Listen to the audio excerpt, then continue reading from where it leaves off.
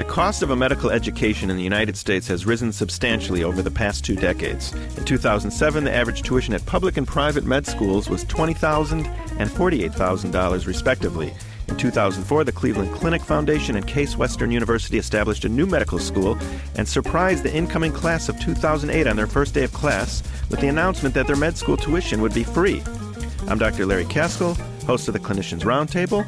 My guest today is Dr. Kathleen Franco, Associate Dean of Admissions and Student Affairs at the Cleveland Clinic Lerner College of Medicine of Case Western, and we'll be talking about the tuition-free med school program that was established at the Cleveland Clinic. Dr. Franco, welcome to the show. Thank you very much for having me. Well, before we discuss the details of the program, I'd like to ask the million-dollar question, or really the $250,000 question. How can the Cleveland Clinic afford to offer free medical education? Well, I think it was a goal that we had for a long time, and Dr. Cosgrove, our CEO, has been dedicated to finding the money and finding the benefactors to help the students. He has placed various individuals in roles to develop a fund of money that we could use for this purpose. And we have a fair amount in that fund, not totally covered by the foundation, but in part from the general fund, because it is so important to the future of medicine to have the most highly trained physicians in the best quality education that we can give them. So is that really the goal for it, attracting the best and the brightest, and this way you're assured of getting them? Well, I think it's more to prevent them from losing sight of their goal. Our program is designed to train physician investigators. American medicine can fall back very, very quickly when we don't have enough people who are really looking at new ways to bring medicine forward. Other nations can surpass us, and we can be giving much lower quality care. So one of the concerns has been, why don't physicians go into areas of investigation during the time they're also taking care of clinical patients? And part of that is due to the finances. If you graduate with a huge debt and you need to pay off your loans, you are not going to go into a lower paying job where you are putting part of your time into investigation. You're going to go into a practice where you can bring in a lot of money and pay off those debts. So as a result, they steer clear of roles where they could have a combined clinical and investigative position. Our hope is that if we can help them with that so that they don't graduate with as large a debt as they would if they didn't go to school here, that we can encourage them to follow those original dreams to do physician investigation. When you say physician investigation, is that a way of saying that they're getting an MD, PhD at the same time? No. Our students will get an MD with special qualifications in research.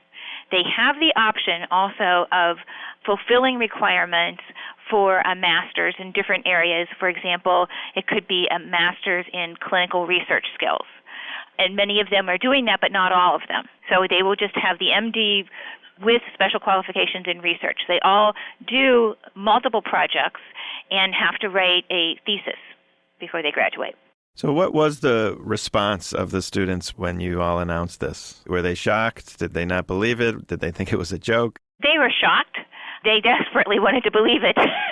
They were very, very pleased and thrilled. Many of them had come in with the information that Dr. Cosgrove was working on this, but we all thought it might be, 10 years out, and, they probably wouldn't have a chance to benefit from it. And I think that they were thrilled that it actually came through during their time here. Dr. Franco, is there any rivalry between the other students that did not get free tuition, or is it kind of retroactive? Well, actually, it is partially retroactive, not completely, but there has been formula drawn up that would partially reimburse the students for the loans that they took out to pay their tuition. So everyone is winning with this, and everyone is happy, because if it didn't happen now, there wouldn't be any of this wonderful surprise for all the classes. And do you expect this to continue as long as you are able to fund it? Absolutely. I think Dr. Cosgrove is committed to it. I think he sees it as part of our mission for the Cleveland Clinic.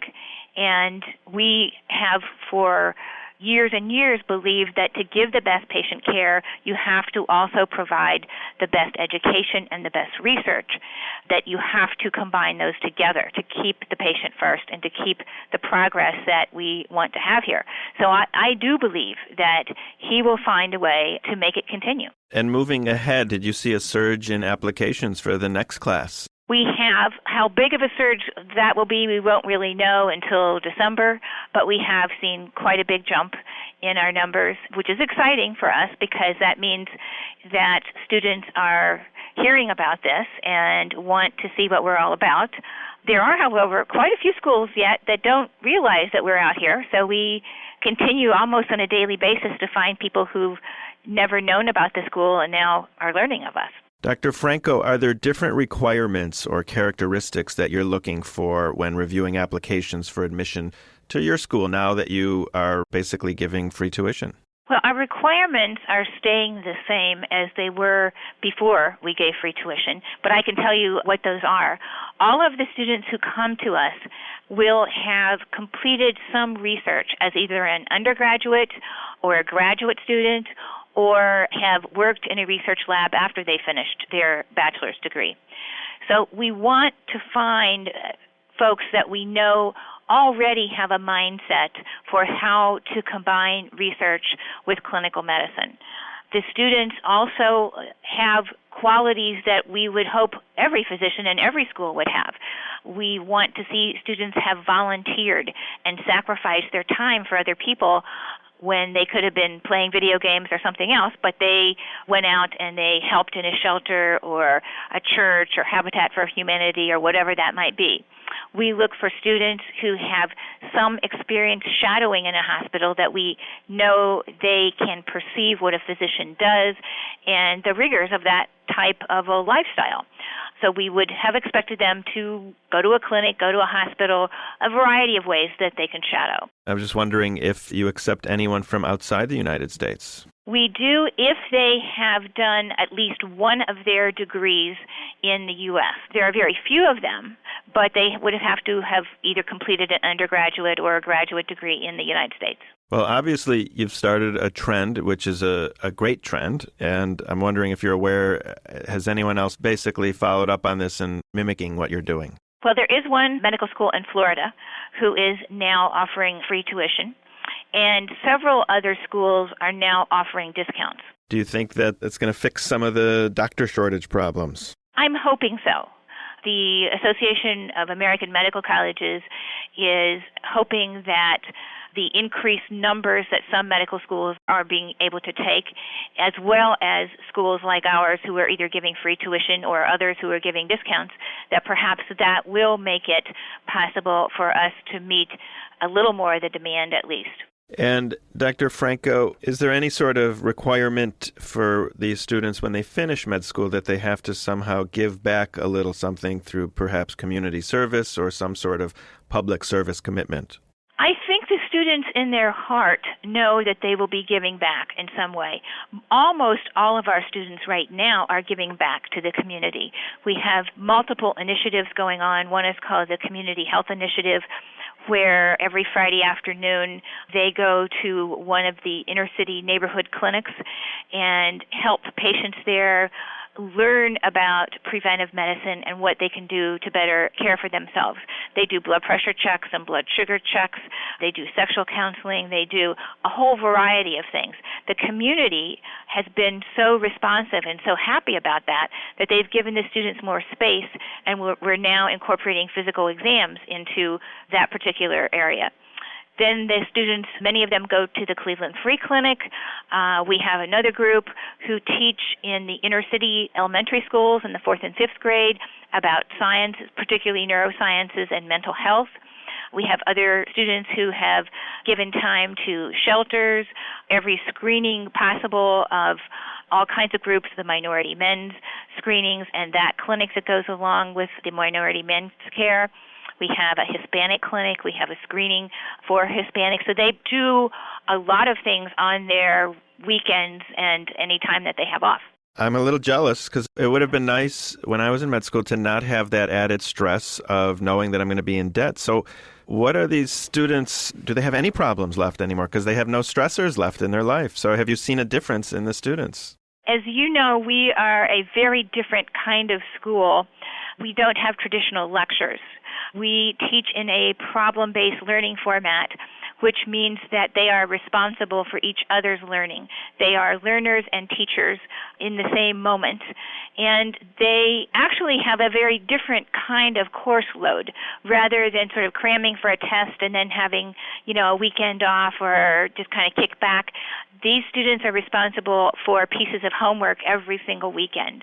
They have a very steady pace, but it's a fairly intense pace.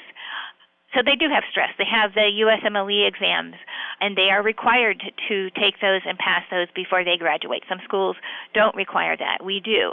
They have to write a huge thesis and defend it in front of their committee. Now, that type of education, is that a newer phenomenon, or is that something that's common in many med schools these days? I think they called it alternative curriculum when I was in med school 20 years ago. Yes, that's right. There are some schools that are using it, although not all. We have a competency-based program versus a grades program, so that rather than getting A's, B's, and C's, we determine if you have met the competencies that will be required to get you to the next level. So it's quite different from most schools. Many schools have the problem-based learning small group format, but it's a small part of their curriculum. For us, it's really the backbone of the curriculum. And we have anatomy longer than most schools, and we really throughout the 5 years. The seminars are all based on, again, students coming in having prepared the readings and then get problem sets about real patients and real lives. So they are always applying the basic sciences to a real live person, although they may not ever meet that person. Sometimes they get that opportunity.